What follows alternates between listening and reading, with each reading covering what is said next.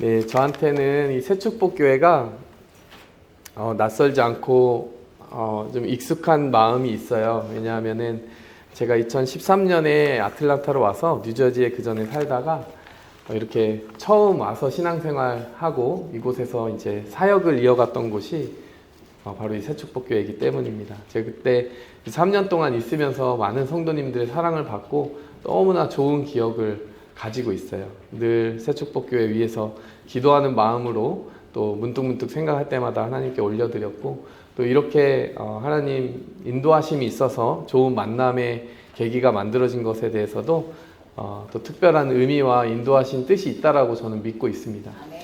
많은 기도로 함께 해주시고 또 축복해 주시기를 부탁드립니다. 네. 오늘 좌우 양옆에 계신 분들 바라보시면서 만나서 감사합니다 한번 인사해 볼까요? 네. 예, 만나서 반갑습니다 보통 그러는데 만나서 감사합니다 우리가 이렇게 인사를 해봤어요. 왜냐하면 모든 만남이 선물이고 또 하나님께서 주신 섭리와 주권 가운데서 있는 사건이기 때문에 우리가 만남에 대해서 감사한다라고 하는 표현을, 그런 마음을 가져보는 것 참 중요한 것 같습니다. 자, 오늘 누가복음 5장 말씀을 통해서 우리가 만남의 축복에 대해서 오늘 집중적으로 나누려고 합니다. 우선 이제 성도 여러분들께 좀 질문을 드려보고 싶은데, 한 사람의 그리스도인들에게 하나님이 무엇을 원하시느냐라고 질문을 누가 하신다면은 성도 여러분들 어떻게 답을 하시겠습니까? 전도 대상자가 있다라고 생각해 보세요. 그리스도인들 어떻게 살아야 되는 거예요? 무엇을 어떻게 살아야 되는 거예요? 라고 묻는다면 어떻게 대답할 준비가 되어 있으십니까? 저는 이제 한 가지 말씀이 떠오릅니다. 마태복음 22장 말씀이죠.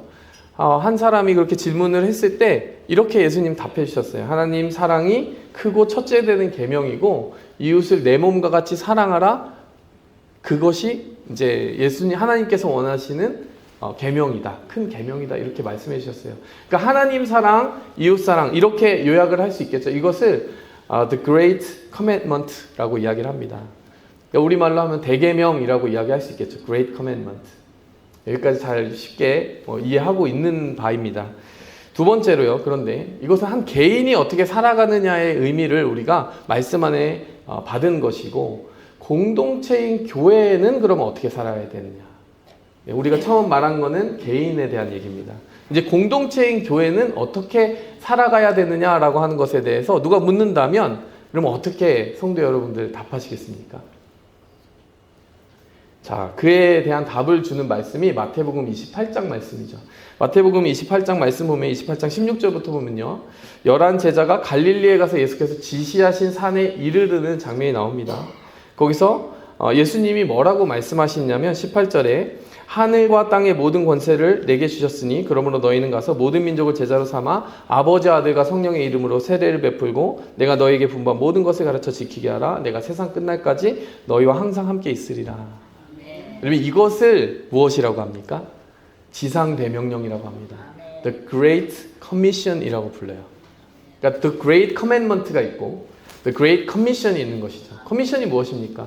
우리에게 맡겨주셨다라는 거예요. 지상대명령이라고 하는 것은 지상, 땅 위에서 그런 의미가 아니고 가장 중요하다라는 뜻을 가지고 있는 거예요.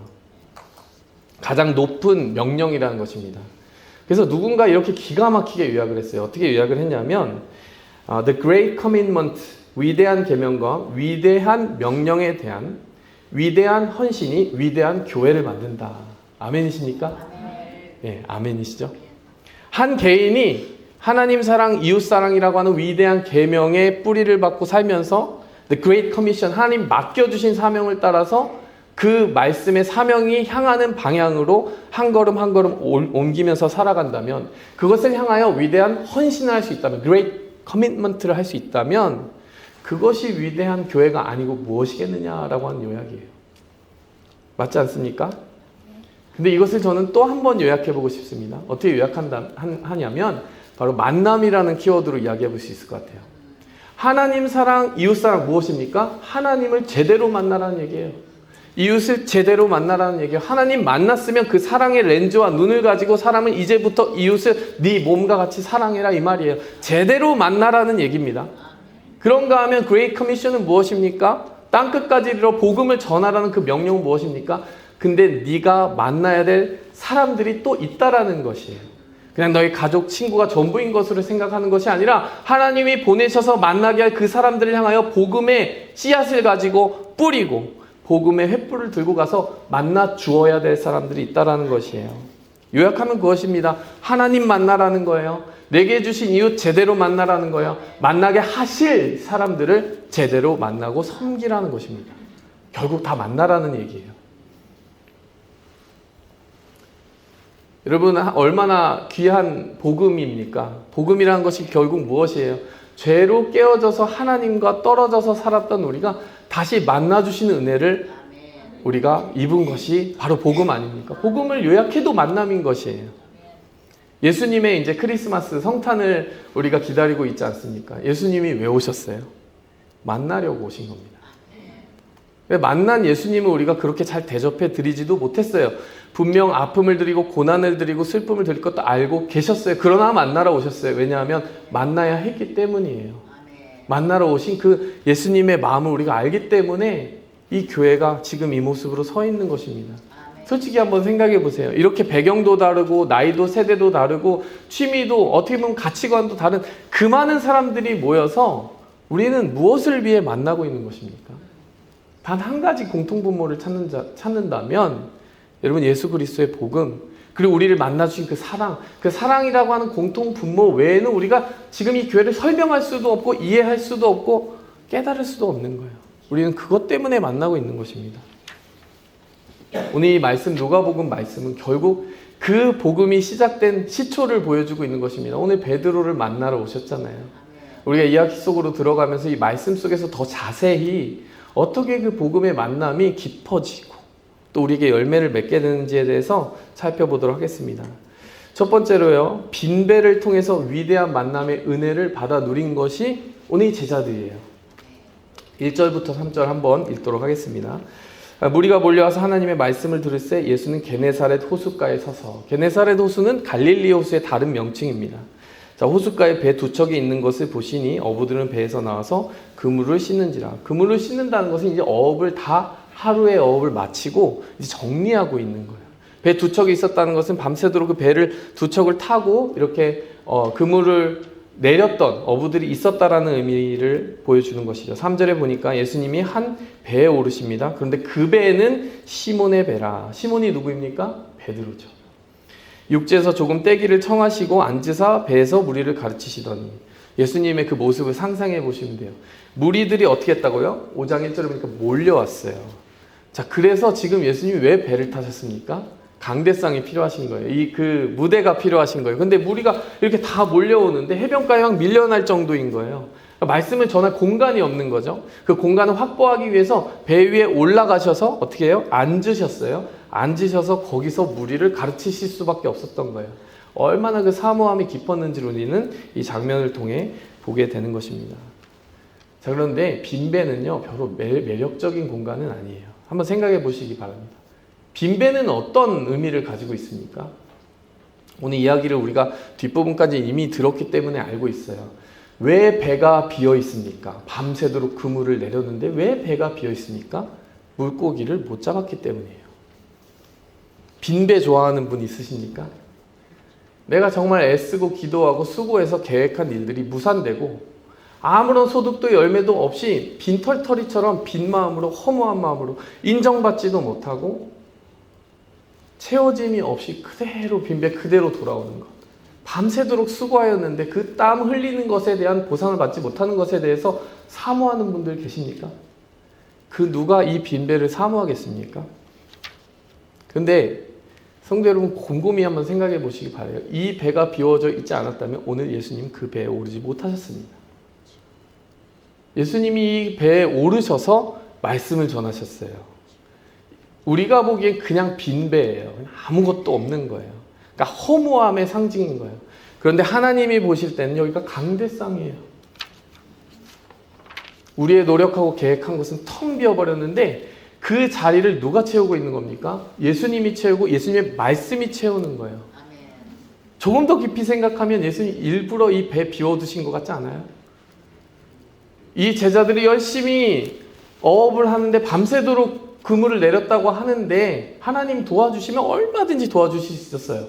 그 배를 이미 채워주실 수 있었어요. 그 다음에 보면 그렇게 순식간에 채워주시잖아요. 그런데 왜 굳이 밤새도록 노력할 때는 그 배가 채워지지 않게 하셨냐는 거예요.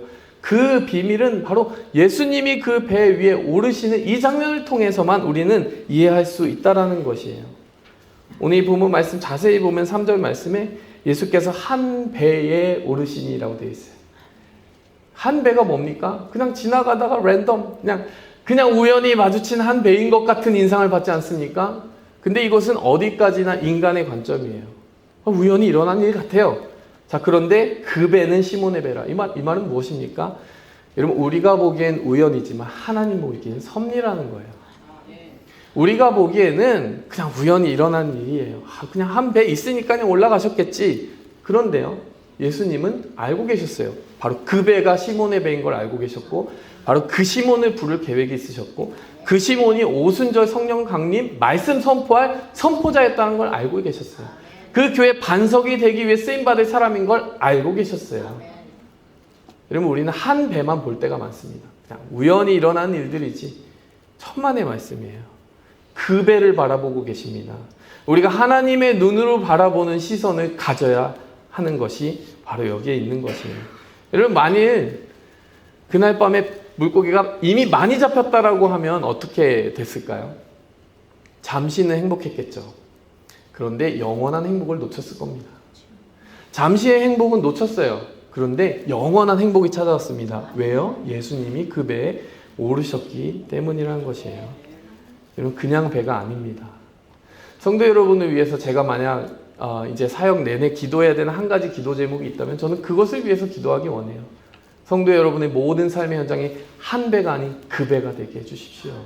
하나님의 섭리와 주권과 통치와 예비와 계획하심이 있는 그 배가 되게 해달라고 저는 기도하게 될 것입니다. 여러분, 이것을 조금 더 우리에게 구체적으로 우리의 삶에 적용한다면 어떻게 적용할 수 있겠습니까? 여러분, 우리는 때로 우리의 배를 가득 채워놓을 때가 있어요. 채워 놓아야만 한다는 강박관념에 끌려다닐 때가 있습니다. 좀 쉽게 말하면 우리의 생각이 가득 차 있을 때가 많아요. 예수님 말씀하실 공간이 없어요. 말씀하셔도 들리지를 않아요. 물고기를 채워야 되는데 예수님 모실 시간이 어딨냐? 묵상할 시간이 어딨냐? 기도할 시간이 어딨냐? 큐티할 시간이 어딨냐? 내일도 바쁘고 분주한데. 여러분, 그렇게 우리의 물고기 가득 차 있으면 좋은 걸까요? 우리의 우선순위에서 예수님이 저기로 밀려나 있으면 좋은 걸까요? 잠시 행복을 위해 영원한 행복을 포기하는 것이 지혜로운 선택일까요? 그것은 우리의 생명을 스스로 갉아먹는 일입니다. 그렇기 때문에 예수님께서, 하나님께서 구약과 신약을 통틀어서 쓰시는 방법이 있는데 뭡니까? 광야입니다. 광야. 아무것도 없는 곳으로 이끄세요. 광야 거치지 않은 성도 본 적 있으세요? 모세, 아브라함, 요셉, 구덩이에 던져지고 노예로 팔리고 광야가 있어요. 근데 그 광야의 시간을 통해 영혼이 깊어집니다. 하나님의 말씀이 임합니다. 하나님의 임재가 임합니다. 하나님의 통치가 임해요. 비어있던 배이기 때문에 예수님이 마음껏 사용하시는 그릇이 된다라는 것입니다. 빈 배가 은혜예요. 빈 배여야만 할 때가 있습니다. 그렇기 때문에 성도 여러분, 가끔 하나님 저 사랑하신다며요. 제 배가 왜 이렇게 채워지지 않습니까? 원망하는 마음이 들거든. 하나님이 도대체 뭘 채워주시려고 그러나? 하나님의 말씀, 하나님의 통치, 주권이 무엇을 우리에게 예비하시나? 라고 하는 것을 깊이 마음속에 생각하기 원합니다. 또 적용할 지점이 있습니다. 무엇이냐면 모든 만남은 하나님의 주권 가운데 이루어진다라는 사실이에요. 오늘 3절 말씀 자세히 보세요. 예수께서 한 배에 오르시니 그러나 그 배였다라고 하지 않았습니까? 그 말은 무엇입니까? 하나님께는 다 계획하심이 있었다라는 거예요. 그 말은 예수님이 항상 우리를 먼저 바라보고 계시다라는 사실입니다. 먼저 찾으셨어요. 우리가 예수님 알기나 했습니까? 어떻게 우리가 예수님을 먼저 알고 먼저 찾겠습니까? 항상 하나님의 주권과 섭리 가운데서 우리가 만나는 것이에요. 근데 중요한 사실은요, 이것을 우리가 잊을 때가 많다는 거예요. 잊을 때가 많기 때문에 하나님이 주시는 그 만남의 의미들을 정말 이르게 판단해버리는 경우가 많아요. 하나님과의 만남도 하나님이 주도하고 계획하신 주권 가운데, 섭리 가운데 있는 것이라면 하물며 지금 이 자리에, 이 공간에 지금 처음 만나는 분들도 많잖아요. 이렇게 만나게 해주신 것에 대해서 섭리를 묻지 않을 수 있습니까? 우리가 하나님의 주권을 묻지 않을 수 있습니까? 여러분, 그 하나님의 주권을 아는 사람은 판단하지 않아요. 감사합니다. 그리고 물어요. 하나님, 왜 만나게 해주셨습니까? 제 옆에 앉아있는 이 사람은 그 수천 년 중에 우리가 한 점을 살아갈 뿐인데 그 많고 많은 인생과 시간과 공간 가운데 왜 제 옆에 앉아 있습니까? 왜 이 한 공간에서 예배하고 있습니까? 이것을 겸손히 물으며 나간다는 거예요. 지레 짐작하고 판단하고, 여러분, 그러므로 말미암아 거절하게 될 때에 우리의 만남에 심어두신 하나님의 축복의 선물까지도 같이 거절하게 될 위험이 있다는 것을 우린 절대 잊으면 안 돼요. 만남은 하나님의 주권 가운데 있는 하나님의 가장 원초적인 선물이기 때문에 그렇습니다. 또한 여러분, 우리가 기대하던 응답보다 하나님이 주시는 응답이 훨씬 더 소중할 수 있다는 그러한 원리도 우리는 배울 수 있는 거예요. 그들은 만선의 축복을 원했지만 사실 예수님 만나는 것이 훨씬 귀한 것이었던 것처럼 우리는 하나님의 응답이 항상 더 소중할 것이라는 기대를 가지고 살아가야 될 줄 믿습니다. 두 번째로요, 말씀을 통해서 위대한 만남의 은혜를 받았어요. 말씀이라고 하는 키워드에 우리가 집중해 보기 바랍니다. 4절과 5절 말씀 보시면, 말씀을 마치시고 시몬에게 이르시되 깊은 데로 가서 그물을 내려 고기를 잡으라. 시몬이 대답하여 이르되 선생님, 우리가 밤이 새도록 수고하였으되 잡은 것이 없지만은 말씀에 의지하여 내가 그물을 내리겠습니다. 여러분, 이 4, 5절 말씀은 이해가 안 되는 장면이에요. 왜냐하면요, 예수님 직업이 뭐죠? 예수님 직업? 목수죠, 목수. 그들이 사람의 눈으로 볼 땐 목수예요. 목수가 와서 지금 어부한테 훈수를 두고 있는 거예요. 아, 니네 한 번만 더 해봐. 이거 얘기를 한 거예요.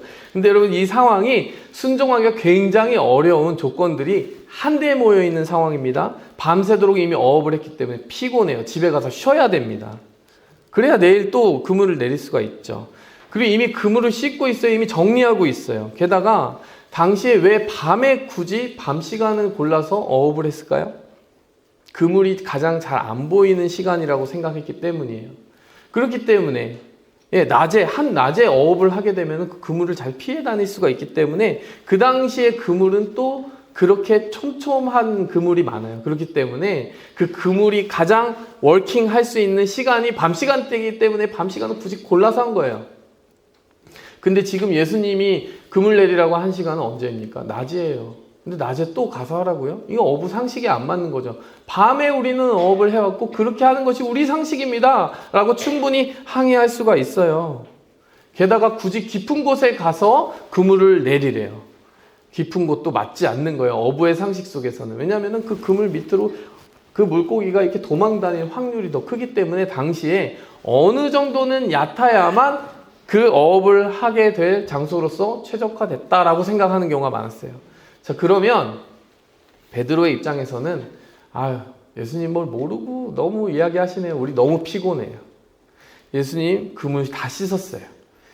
예수님 깊은 데서 어업하는 거 아니에요. 예수님 밤에 어업하는 거예요. 근데 뭘 안다고 우리한테 그렇게 이야기하십니까? 라고 할 수 있어요. 그런데 베드로가 뭐라고 얘기합니까? 베드로가 그 모든 상식을 다 내려놓고 이렇게 이야기해요. 5장 5절 말씀. 이거 우리가 기억해야 되는 말씀입니다. 잡은 것이 없지만 말씀에 의지하여. 무엇에 의지하였다고요? 말씀에 의지하여 그물을 내렸다고요. 여러분, 이게 잘 안 돼요, 사실은. 왜냐면 내가 안 될 것 같은 생각이 가득 차 있으면 말씀이고 뭐고 없어요. 말씀 안에서 길을 찾는다고 하면서 실제로는 자기 생각이 답이 다 정해져 있는 경우가 얼마나 많습니까? 저도 그럴 때가 많고, 우리 성도님들, 우리 모두가 사실 겸손히 이 앞에 들여다볼 수밖에 없어요. 그런데 이 베드로는 지금 그 한마디 위대한 결단의 이유를 여기서 우리에게 말하고 있는 것입니다. 말씀에 의지해서 그렇게 나아가겠다. 근데 여기서 한 가지 질문해 볼게요. 베드로가 무슨 말씀을 그렇게 많이 들었을까? 지금 깊은 곳에 가서 그물 내려라, 이거 한마디 가지고 지금 그 말씀에 의지했다는 걸까? 아니죠. 우리가 그 장면 이미 상상해 봤잖아요. 무리는 몰려왔습니다. 말씀을 듣기 위해 사모하고 있었습니다. 배에서 내려서 그물을 씻고 있는 베드로에게 예수님이 네 배 좀 쓰자라고 이야기하셨어요. 그 배에 오르셨어요. 좀 떼어놓으라고 얘기하셨어요. 그것은 배를 정박할 수가 없는 상황이죠. 좀 떨어뜨려 놓으려면. 그러면은 꼼짝없이 거기 묶여 있어야 돼요. 예수님 말씀 거기서 다 전하실 때까지 기다렸다가 나중에 배 다시 묶으려면 거기 기다려야 되잖아요. 그렇죠? 그럼 베드로가 거기서 그물 씻으면서 뭐 했을까요?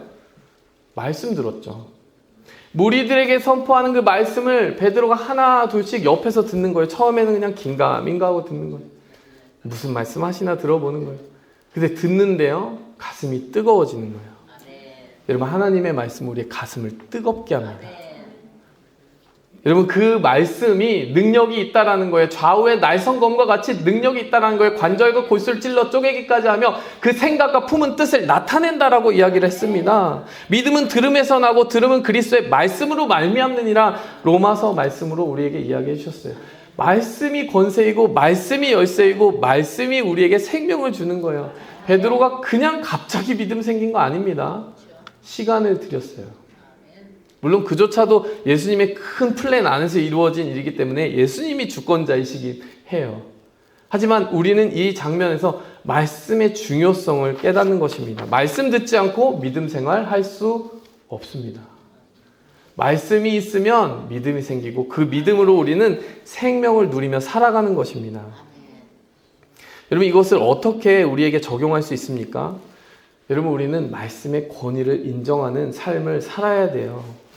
5장 1절 말씀을 보니까 무리가 몰려와서 하나님의 말씀을 들을세. 여기 놀라운 부분이 있어요. 어느 부분이 놀랍습니까? 하나님의 말씀을 무리가 들었다. 왜 놀랍습니까? 당시 예수님 활동이 그렇게 길게 지속된 게 아니에요. 누가복음 5장이면 아직 초반부고 베드로는 이제 부름받습니다. 무리들 눈에 보기에 예수님 그냥 목수예요. 무리가 몰려와서 목수인 것처럼 보이는 그냥 요셉의 아들의 말을 들을 새가 아니라 그 말을 듣는데 하나님의 입에서 나오는 말씀으로 들었다라고 이야기를 하고 있는 거예요. 아직 예수님에 대한 정체에 대한 확실한 고백이 없음에도 불구하고 그 입에서 나오는 말씀이 하나님의 말씀으로 들렸다라는 거예요. 예수님이 말씀 그 자체이시기 때문에 너무나 당연한 일이죠. 여러분, 우리가 이것을 적용한다면 기록된 말씀의 권위에 대해서 생각해 볼 수 있습니다. 여러분, 정말 그 기록된 말씀 소중히 여기세요. 그 말씀이 오늘 내게 주시는 이 천지와 만물을 창조하신 하나님의 권세와 능력과 생명을 가득 담은 정말 그것을 붙잡고 살아가면 인생이 바뀌고 생명으로 충만하게 되는 그 말씀이라는 것 정말 믿고 사시냐고요. 그냥 하나님의 말씀인 것처럼 생각하지만 입으로는 얘기하지만 그냥 열어봤을 때 그냥 좋은 말이라고 생각할 때도 많아요. 근데 우리는요, 정말 우리의 태도와 마음을 바로잡아서 무리가 몰려왔대요. 우리는 기록된 말씀이 성경 앞으로 몰려와야 되는 거예요. 우리의 마음의 가장 큰 사모함은 바로 그 말씀을 향해야 된다는 것입니다. 또 어떻게 적용해 볼 수 있겠습니까? 말씀이 그 현장의 삶을 채우고 있다는 사실을 우리는 주목해 보아야 됩니다. 이 말씀이 어디에 임했어요? 내 배에 임했습니다. 여러분, 그냥 교회에만 말씀이 임하는 것이 아닙니다. 성도 여러분, 오늘 말씀을 먹으셨잖아요. 주중에도 성경을 펴셔야 돼요. 그리고 그 말씀이 주중에 내 배가 어디예요? 내 생업의 현장 가운데 임해야 되는 거예요. 그것이 채워져야 되는 거예요. 그것이 흘러가야 된다는 것입니다. 그렇게 되면 실제 우리의 삶의 변화가 일어나기 시작한다는 것이에요. 그리고 그것을 하나님은 기억하고 또 기다리고 계시지 않겠습니까? 여러분, 그냥 평범했다 한 배가 그 배가 된 건 그 말씀이 그곳에 임했기 때문이듯이 여러분, 우리의 평범한 일상이 정말 놀라운 기적의 일상으로 바뀌는 것은 말씀이 오늘 지금 이 순간 내 일상에 얼마나 깊이 임하고 있느냐, 이것에 따라 달라지고 있다는 것이에요. 오늘 생각해 보시면 여기 지금 뭐라고 되어 있습니까? 동업자라는 표현이 있는데 혹시 보이세요? 동업자라는 표현이 있죠. 5장 10절에 보니까 세베대의 아들로서 시몬의 동업자인 야고보와 요한도 놀랐습니다. 오늘은 동업자였는데요, 내일은 동역자가 됩니다. 왠지 아세요? 말씀으로 맺어지는 새로운 관계와 끈이 형성되기 시작할 것이기 때문에 우린 그것을 알고 있어요. 근데 여러분, 말씀과 함께 하지 않으면 동업자가 뭐가 됩니까? 원수가 되죠. 동업자만큼 마음이 틀리고 뜻이 틀리고 미워하게 되는 그 사람들도 많지 않아요? 정말 많아요. 가족들 가운데도 그런 다툼이 있을 수 있어요. 그 숱한 우리가 타야 될 그 배 위에 말씀이 없기 때문이에요. 말씀이 임하면 동업자가 동역자가 되는 거예요. 그것을 사모해야 될 줄 믿습니다. 또 저는 설교자인 저에게 개인적으로 적용해 보게 돼요. 정말 무거운 직책입니다. 그런데 단순하게 생각한다면 저는 저 말하려고 여기에 와 있지 않아요. 그냥 하나님 주신 말씀 잘 전하라고 부름받고 사명받았고, 제가 앞으로 할 일은 단순하게 바로 그것입니다. 제가 이제 강해 설교, 순서 설교 이런 형식으로 나아가려고 합니다. 그것은 말씀은 순서대로 주어진 말씀으로 여기고 그대로 설교를 하려고 하는 거예요. 왜 그러냐면 설교자가 하나님 말씀 전한다고 하면서 자기 하고 싶은 말을 하나님 말로 포장해서 하는 유혹이 굉장히 많습니다. 그러니 순서에라도 매여있지 않으면 그런 유혹으로부터 자유로운 설교자는 사실 없어요. 그렇게 순서에라도 매여야 되는 거죠. 그래서 저는 말씀이 우리의 포커스가 되기 원하고, 새축복교회가 무엇으로 축복을 삼겠습니까? 바로 말씀에 헌신하는 그 올곧은 시선을 통하여 하나님의 교회로서 축복받을 수 있기 때문에 저는 말씀에 집중할 것이에요. 새벽 설교를 이제 화요일부터 토요일까지 하게 될 것이고, 금요 설교가 있을 것이고, 그렇게 말씀을 통해서 우리가 새롭게 거듭나고 그 말씀을 통해 하나님의 기뻐하시는 교회로 세워지기 원합니다. 베드로에게 뭐라고 말씀하셨어요? 베드로가 신앙 고백했잖아요. 주는 그리스도시요 살아계신 하나님의 아들입니다 했더니 이 반석 위에 교회를 세워주겠다. 이 반석은 무엇입니까? 베드로 개인이 아니라 베드로의 신앙 고백. 그 신앙 고백 속에 있는 성령의 감동, 그 성령의 감동을 통해 선포된 하나님의 말씀. 여러분, 우리가 내 말 하기 위해 교회에 와 있지 않습니다. 성령께서 감동해 주시는 그 말로 하나님의 말씀을 주고받으며 사랑을 나누기 원합니다. 여러분, 이어서 여러분 세 번째 은혜, 바로 그것은 회개하게 하심으로 위대한 만남의 은혜를 받았다라는 것이에요. 오늘 이 본문 말씀 보니까 그렇게 하니, 6절 말씀, 그렇게 하니 고기를 잡은 것이 힘이 많아 그물이 찢어지는지라. 그리고 7절 말씀 보니까 동료들을 막 불러와요. 배가 잠길 지경이에요. 5장 8절에 보니까 시몬 베드로가 이를 보고 예수의 무릎 앞에 엎드려 나는 죄인입니다. 나를 떠나주세요라고 이야기했어요. 6절부터 8절 말씀을 그냥 편견 없이 한번 바라보시기 바랍니다. 이거 이상한 말씀이에요. 성도 여러분, 내가 어부예요. 배가 가득 차요. 그물이 찢어질 정도로 그날 고기를 잡았어요. 여러분의 감정 상태가 어때야 됩니까? 일단 입이 찢어질 정도로 그냥 기분이 좋은 거죠. 웃고 박수치고 정말 할렐루야죠. 베드로의 표정을 볼까요? 5장 8절, 무릎 앞에 엎드려 이르되 주여 나를 떠나소서 나는 죄인입니다. 베드로는 지금 물고기 잡아서 막 행복하고 기쁘고 그런 게 아니라요, 지금 이 순간에 나타난 이 일을 통하여서 나를 관통하에 꿰뚫어 보신 하나님의 거룩한 임재를 마주치고 두려워하고 있는 거예요. 보아야 될 것을 보고 있습니다. 요한복음 1장 말씀 함께 보면 좀 참고가 돼요. 요한복음 1장 35절부터 42절에 보면 사실 베드로가 예수님을 처음으로 만난 장면은 이 장면이 아니라 요한복음의 장면이에요. 한번 볼게요. 1장 35절. 또 이튿날 요한이 자기 제자 중 두 사람과 함께 섰다가 예수의 건의심을 보고 말하되 보라 하나님의 어린 양이로다. 세례 요한에게 제자 두 명이 있었는데 그 세례 요한이 갑자기 예수님이 지나가는 걸 보고 하나님의 어린 양이라고 이렇게 지시해줘요. 그랬더니 37절에 두 제자가 그의 말을 듣고 예수님을 따르는 장면이 나옵니다. 자, 그 중에 한 명이 누구입니까? 네? 그 중에 한 명이 베드로의 형제인 요한인 거예요. 자, 그래서 이 베드로의 형제인 요한의 말을 듣고 이 41절에 보면요. 안드레네요, 안드레. 40절 말씀 보면 요한의 말을 듣고 예수를 따른 두 사람 중 하나는 시몬 베드로의 형제 안드레라. 예, 안드레. 41절에 보니까 그 안드레가 베드로를 찾아가서 메시아를 만났다라고 이야기를 하고요. 42절에 보니까 내가 요한의 아들 시몬인 장차 게바라 하리라. 부르심이 여기서 처음 임했어요. 그리고 따르라고 이야기를 해주셨는데 베드로가 어떻게 했습니까? 그 처음에 최초의 부르심을 거절한 거예요. 그냥 삶의 현장에 가서 금을 내리고 평범한 삶을 살아갔던 거예요. 지금 갑자기 누가복음에서 뜬금없이 왜 이렇게 죄인이라고 이렇게 엎드리고 무릎 꿇으냐? 베드로는 알고 있었어요. 예수님 나 부르러 오셨구나. 내가 예수님 부르셨던 그 부르심을 거절했었구나. 그 마음에 아픈 찔림이 다가왔다라는 것입니다. 여러분, 우리에게 여러 가지 좋은 일들, 위대한 일들, 기적 있을 수 있어요. 그러나요, 그 기적을 통해 말씀하시는 하나님의 세미한 음성을 우리가 듣는 것이 가장 깊은 본질이어야 된다는 사실이에요. 물고기 많이 잡는 것 아주 좋은 일이지만요, 그것보다 정말 예수님이 그걸 통해 뭘 말씀하시는지 제대로 알아듣고 찰떡같이 응답을 해야 된다는 것이죠. 그래서 5장 5절부터 보면은, 5장 5절에 보면, 선생님, 우리들이 밤이 새도록 수고하였습니다. 선생님, 호칭이 선생님이에요. 자, 5장 8절에 보면, 주여 나를 떠나소서.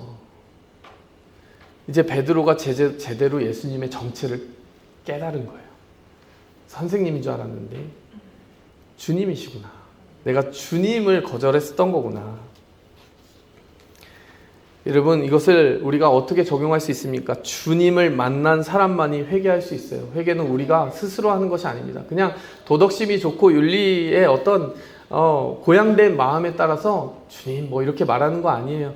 정말 주님을 만나봐야 되는 거예요. 생사화복의 주관자이신 사람이 할 수 없는 그 일을 통하여 나를 꿰뚫어 보시는 그분의 시선을 마주치지 않고는 죄인이란 말 나오지 않습니다. 성도 여러분, 주님을 만나셨습니까? 또 주목해야 될 단어가 한 가지 있어요. 여기 보면은 나는 죄인입니다. 5장 8절. 나는이라는 말이 그렇게 대단한 말입니까? 그런데요, 요즘은 대단한 말인 것 같아요. 왜냐하면 교회에 가면은 여러분, 너는 죄인이다라는 말이 많이 듣고 사는 것 같아요. 혹은 내 입으로 그런 일을 많이 하는 것 같아요. 여러분, 너는 죄인이라고 말하라고 하신 적 없습니다. 내가 죄인이라고 이야기하는 것이 성도이지, 너가 죄인이다라고 말하는 것이 성도가 아니라는 것이에요. 여러분, 브루클린 터버너클 교회의 짐 산발라 목사님의 이야기를 제가 간직을 하고 있어요. 한 부활절에 그의 목회 인생에 이렇게 위기가 찾아왔다, 그 간증을 이야기하시더라고요. 어떤 위기였느냐? 예배를 너무나도 깨끗하고 깔끔하게 잘 드렸다라는 거예요. 브루클린 터버너클은 굉장히 큰 메가처치이기도 하고 굉장히 콰이어가 강합니다. 예배 다 끝나고 이제 집에 가서 쉬어야지 했는데 더러운 모자를 쓰고 온갖 냄새를 풍기는 한 노숙자가 왔대요. 한 50대쯤 되어 보였는데 실은 31살이었다라고 이야기를 합니다. 근데 제가 이제 그분의 말을 그대로 표현을 쓰자면, 정말 똥과 소변과 그 뒷골목의 모든 냄새를 휘저어서 만든 모든 냄새가 풍겨나와서 가까이 갈 수조차 없는 그런 사람이었다는 거예요. 대화를 나눠보니까 자기가 지난밤에 버려진 트럭에서 잤고 이 교회 옆에서 잠이 들었다가 이 음악 소리를 듣고 잠깐 교회에 왔었던 거라고 이야기를 하는 거예요. 짐산발라 목사님은 어떻게 하셨냐면은, 우리가 노숙자에게 얼마를 보통 지어주도록 되어 있지? 왜냐하면 또 마약을 할 수도 있고 안 좋은 데 쓸 수도 있으니까 그런 생각을 하면서 그냥 무미건조하게 물어본 거예요. 쉘터에 왜 가서 자지 않았어요? 그랬더니 쉘터는 저에게 너무 위험합니다. 지난번에 갖다 맞아 죽을 뻔했어요. 이런 말도 하더래요. 그래서 이 짐산발라 목사님이 그것도 건성으로 듣고 한 5불 정도 건네주고 내보내야 되겠다라고 5불을 딱 건네는데 그분이 이렇게 사양을 하더래요. 그러면서 뭐라고 말하냐면, 저는 당신의 돈을 원하는 것이 아니라 당신이 말하는 예수님을 알고 싶습니다. 근데 이 말을, 이 데이빗이에요, 이름이. 근데 그분이 하는 순간 짐산발라 목사님이 갑자기 말문이 턱 막히고 하나님의 그 사랑이 뜨겁게 부어지면서 어떤 마음이 들었냐면, 하나님, 저를 용서해 주세요. 제가 이렇게 싸구려 설교자가 돼버렸습니다. 주님 만나고 싶어서 주님 갈구하는 마음으로 찾아온 그 사람에게 몇 달러 쥐어주고 쫓아내려고 했네요. 제가 이렇게 한심하게 변해버렸습니다. 타락했습니다. 주님, 저를 도와주세요라고 하는데, 돈을 줘야 되나 뭔 말을 해는 말문이 막혀서 아무 말도 안 나고 눈물이 그냥 펑펑 흐르더라는 거예요. 그 마음을 느꼈는지 이 데이빗이라는 노숙자가 이제 팔을 벌리고 이제 그 목사님이 그를 안고 같이 울기 시작하는 거예요. 근데 성령님이 주시는 마음이 이랬다는 거예요. 너 이 냄새 지금 You see this smell? 너 냄새 지금 맡고 있지? 근데 네가 이 냄새를 사랑하지 않으면 난 널 다시는 사용하지 않을 것이다. 너 그냥 쉘프에다가 놓을 거야, 그냥. 왜냐하면은 온 세상이 내게 와서 풍기는 냄새가 바로 이 냄새이기 때문이다. 코를 찌르는 모든 인류의 그 죄악의 냄새.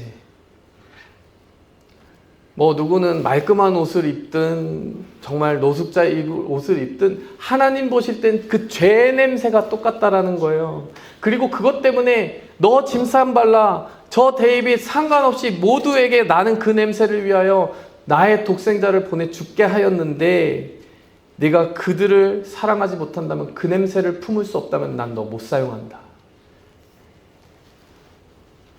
여러분, 그렇게 품고 기도하고 교회 직원으로 채용을 해가지고 치아도 다 고쳐주고 4, 5일 정도 디톡스도 해주고 추수감사절 성탄절에 집으로 초대하고 그러면서 핸섬 가이가 됐다라고 표현을 해요. 그러면서 지금까지 그렇게 우정을 이어왔다라는 거예요. 이 이야기의 핵심이 무엇입니까? 너가 냄새가 난다. 너가 죄인이다. 가 아니라요. 짐산발로 목사님이 하나님, 제가 정말 죄인이네요. 제가 한심한 사람이네요. 라고 한 순간 하나님이 그를 깨뜨리시고 데이빗의 마음을 녹이시고 모두가 사랑하고 품는 그 기적의 이야기가 거기서 펼쳐졌다라는 거예요. 짐산발로 목사님이 그냥 아이고 냄새난다 이렇게 하면서 네가 어떻다라는 그 판단과 정죄의 기준 가운데 머물러 있었다면요, 생명의 일이 일어나지 않아요. 그리스도인들이 그 정도의 기준을 가지고 살아가라고 부름받는 건 아닙니다. 내가 죄인이에요. 다른 누구의 죄를 이야기할 것이 없습니다. 네 번째로 우리는 모든 것을 버림으로써 위대한 만남의 은혜를 받았다는 것을 기억해야 됩니다. 10절 11절 말씀. 이제 후로는 내가 사람을 취하리라. 10절에 이렇게 이야기하죠. 11절에 그들이 배를 육지에 버려두고 모든 것을 버려두고 예수를 따르니라. 이날 행복한 날이에요. 물고기 많이 잡았거든요. 이제 예수님 말씀대로 했더니 엄청나게 많이 잡혔습니다. 뭐 해야 됩니까? 그 당시 냉장시설이 없어요. 물고기 상하기 전에 마켓에 가야죠. 마켓에 안 갔어요. 베드로는 예수님에 대해서 더 알고 싶었고 예수님을 따라가야 된다는 결심이 섰습니다. 그리고 모든 것을 버려두었어요. 자, 그런데 하필이면 그 모든 배와 그물을 버린 그 날이 언제입니까? 베드로가 인생에서 이렇게 많은 물고기를 잡아본 적이 있을까 싶었던 그날이에요. 어떻게 하는 게 정상이에요? 이렇게 물고기 많이 잡았으면 어떻게 하시겠습니까? 컨트랙트부터 써야죠. 컨트랙트. 예수님, 일주일에 한 번만 같이 배 타주시면 안 될까요? 비즈니스적으로 생각하면 그래요. 예수님 일주일에 한 달에 한 번만이라도 오시면 좋겠습니다. 그러면 됩니다. 얼마나 커미션을 드리면 됩니까? 예수님하고 흥정하고 딜하려고 그래요. 우리는 물고기를 만났어요 지금. 근데 우리는 그렇게 생각할 때 많아요. 정말 물고기를 만났어. 물고기를 만난 게 중요한 게 아니라요, 예수님을 만난 게 중요한 거예요. 그날 많이 잡힌 물고기의 시선이 사로잡혔으면요, 예수님 못 알아봤습니다. 베드로는 그래, 앞으로 이 일을 하고 계속 살 수 있겠어. 비전이 있어. 무슨 비전이 있겠습니까? 예수님을 못 알아봤는데. 예수님이 부르시는 음성을 받아들이고 들었을 때, 그래서 베드로에게 비전이 있는 것이죠. 많이 잡힌 물고기에 한눈 팔지 않았습니다. 예수님의 정체에 눈이 갔고, 예수님이 나를 꿰뚫어 보신 나의 정체에 눈이 갔고, 나는 죄인이고 주님은 구주이시고 내가 그분의 부르심을 따라 평생을 헌신하고 살아가는 것이 삶의 유일한 행복이고 기쁨이 되었다라고 고백할 때, 여러분, 그것이 기적인 거예요. 많은 사람들이 예수님 만나고 싶다 하는데요, 사실 따지고 보면 물고기 만나고 싶은 사람들이 많아요. 예수님 물고기 주십니다. 건강도 주시고 행복도 주시고 문제 해결도 주십니다. 안 주시는 분 아니에요. 인색한 분 아니에요. 그런데 우리가 그것만 바라본다면 여러분, 한 스텝 더 갈 수가 없는 거예요. 예수님 물고기 많이 잡게 해주시는 분이 아니라요, 물고기도 필요 없을 정도로 우리에게 영생의 행복을 주시는 분이십니다. 물고기로부터 자유롭게 해주시는 분이세요. 물고기 없으면 죽을 것 같은 그 삶에서 물고기 없어도 살 것 같은 그 자유와 행복을 누리면서 내 인생에 모든 주어주신 그 선물을 나누고 평생 사명을 위해 쓸 수 있다라고 고백하는 한 사람을 빚어내시는 분이 예수님이세요.